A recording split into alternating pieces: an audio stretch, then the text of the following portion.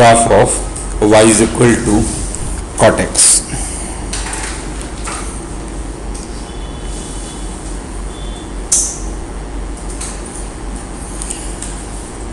Cot x means cos x over sin x. तो जहां जहां पे साइन जीरो होगा, डिनोमिनेटर जीरो होगा, ये डिफाइंड नहीं होगा. cot x है एक्चुअल में क्या, cos x over sin x. तो अगर साइन की वैल्यू जीरो हो जाए तो ये डिफाइंड नहीं है, और साइन जीरो होता है मल्टीपल ऑफ पाई पे. साइन एक्स की वैल्यू जीरो होती है जब एक्स हो एन पाई. एन पाई का मतलब 0 पाई 2 पाई 3 पाई, इन सभी पे साइन जीरो होता है. तो अगर एक्स को एन पाई लोगे मल्टीपल ऑफ पाई तो साइन जीरो है, कॉट डिफाइंड नहीं है. तो इसलिए कॉट का डोमेन हो गया all real numbers except n pi. तो इसमें जो एक्स है ये all real numbers except n pi. N is any integer.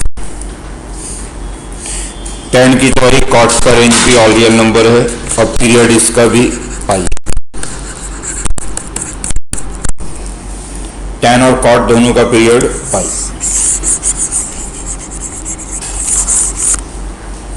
Derivative check करोगे इसका तो कॉट एक्स का डेरिवेटिव होता है minus cosecant square x. Derivative negative है, मतलब ये डिक्रीजिंग ग्राफ होगा. तो इसकी जितने भी ब्रांचेस होंगे वो सारी डिक्रीजिंग होंगी, ऊपर से नीचे आ रही होंगी. और ब्रांचेस मैं इसलिए बोल रहा हूँ कि चूंकि ये मल्टीपल ऑफ पाई पे डिफाइन नहीं है, 0 पाई 2 पाई 3 पाई 4 पाई, तो इन सारे मल्टीपल ऑफ पाई पे जो वर्टिकल लाइन ड्रॉ करोगे ये सारे इसके एसिम्पटोट्स बनेंगे. तो इसके भी इन्फाइनिटली मैनी एसिम्पटोट्स होंगे एन पाई पे, 0 पे, पाई पे, 2 पाई पे. पीरियड चूंकि पाई है तो आप सिर्फ एक पीरियड में ग्राफ ड्रॉ कर दो, 0 से पाई वाला, वही एक्सटेंड हो जाएगा थ्रू आउट. तो मैं सिर्फ 0 से पाई में ग्राफ ड्रॉ कर रहा हूँ, देखिएगा.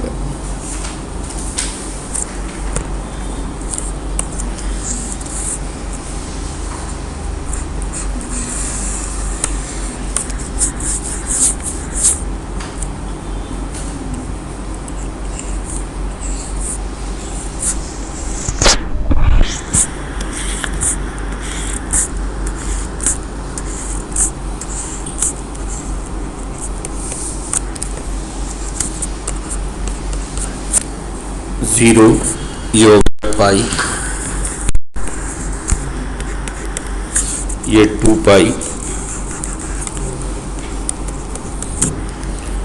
तो जो कॉट का ग्राफ होता है इंक्रीजिंग ग्राफ होता है, ये पाई बाई 2. एक्चुअली tan 0 0 होता है, tan की वैल्यू 0 पे 0 होती है, तो कॉट की वैल्यू 0 पे डिफाइन नहीं है, बट 0 के जस्ट राइट पे जो कॉट होता है वो इन्फिनिटी होता है, काफी ऊपर रहेगा इन्फिनिटी. यहाँ से डिक्रीज करता हुआ पाई बाई 2 पे कॉट 0 हो जाता है, कॉट 90 की वैल्यू 0. और जैसे सेकंड क्वाड्रेंट में जाएंगे पाई बाई 2 से पाई में कॉट नेगेटिव हो जाएगा, नीचे चला जाएगा, और पाई के जस्ट लेफ्ट पे कॉट माइनस इन्फिनिटी हो जाएगा. ये दोनों इसके एसिम्पटोट है. और यही ग्राफ आप स्ट्रेच करते जाओ, कॉपी करते जाओ. जैसे पाई से 2 पाई में सेम यही फिर से ड्रॉ होगा ऐसे.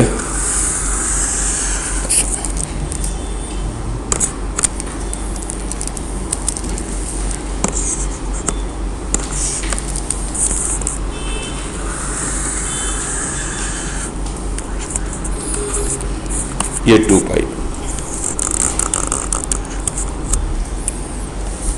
ये 3 पाई बाई 2, और ऐसे ही ड्रॉ करते जाओ दोनों तरफ.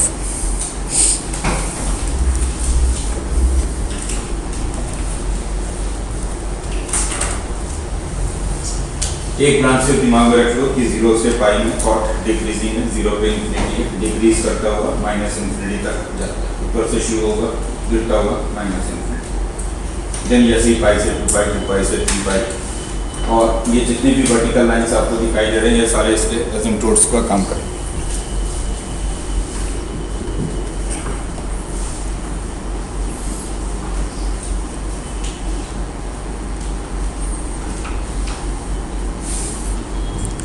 क्वेश्चन लिखिए.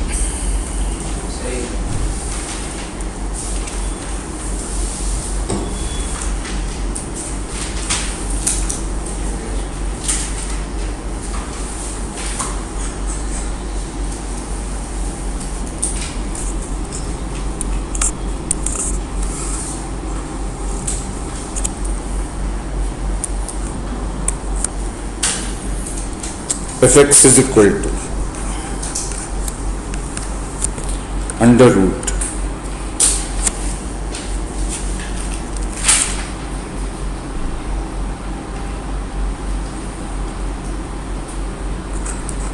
cot x plus 1.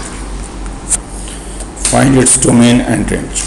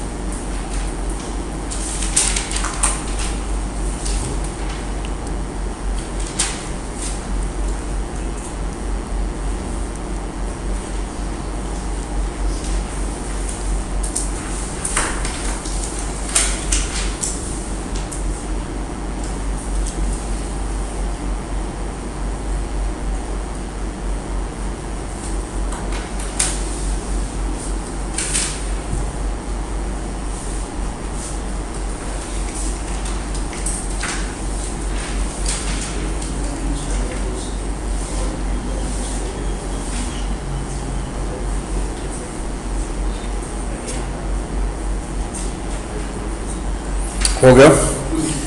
अगेन चूंकि स्क्वायर रूट है तो cot x plus 1 should be greater than or equal to 0. Cot x should be greater than or equal to minus. तो आप दो ग्राफ ड्रॉ करोगे, y is equal to cot x और y is equal to -1, यानी -1 पे horizontal line, और वो वाला इंटरवल लोगे जहां पे cot x का ग्राफ -1 से ऊपर होगा।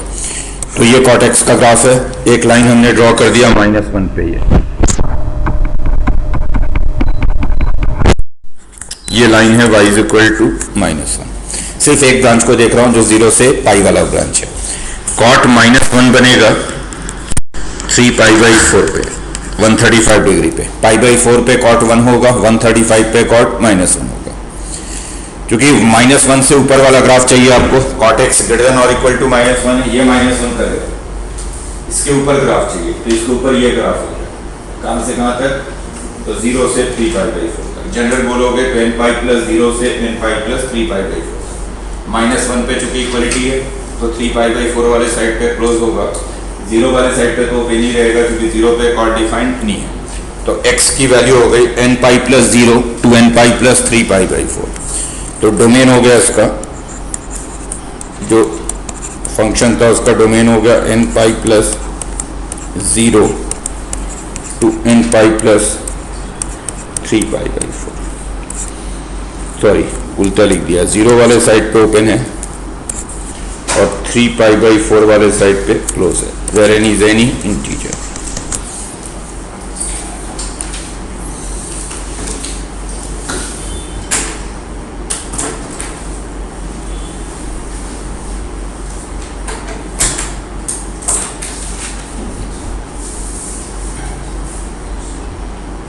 रेंज लिखोगे तो वो तो वैसे देख के पता लग रहा है कि फंक्शन है आपका under root cot x + 1।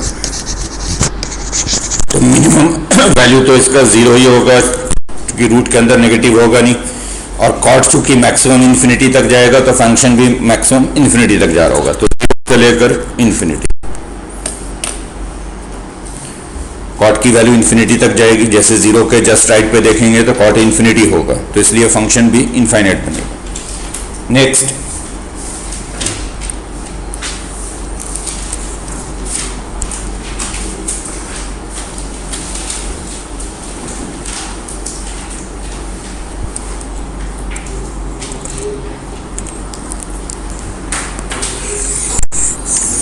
find the number of solutions of the equation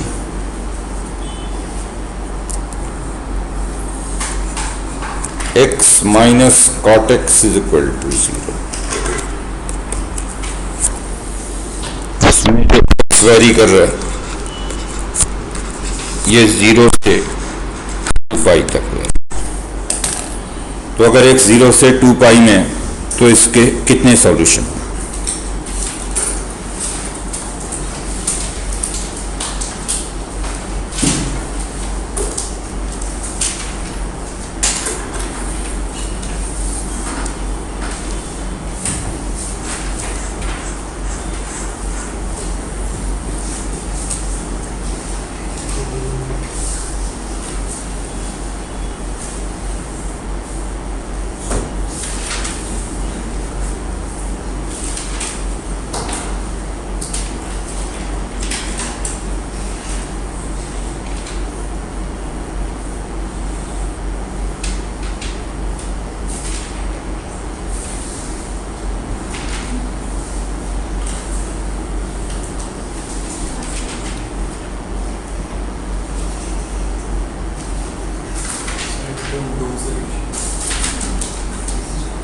दो ही होने चाहिए।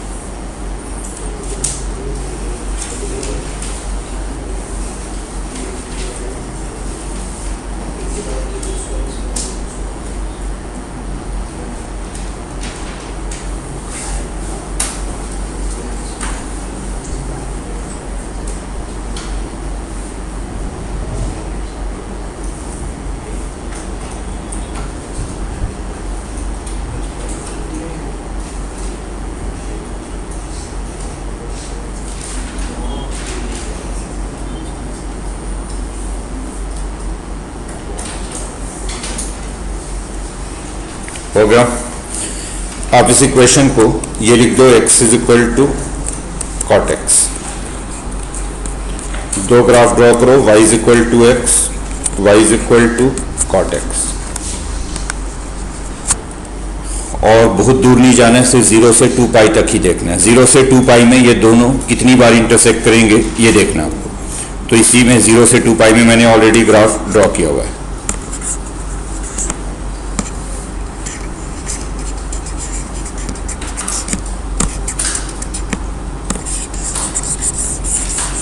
तो ये cot x का ग्राफ है, y is equal to x, obviously origin से पास करता हुआ लाइन है 45 डिग्री एंगल पे, तो ये y is equal to x मैंने ड्रॉ कर दिया।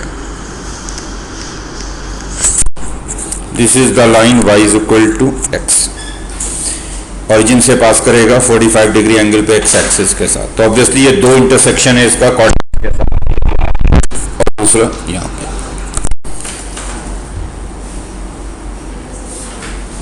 In fact y is equal to x cot x के हर एक ब्रांच को एक एक बार कट करेगा। तो 0 से 2 पाई में चूंकि दो ब्रांचेज हैं तो दोनों को एक एक बार मिल रहा होगा। तो दिस इक्वेशन हैज 2 सॉल्यूशंस।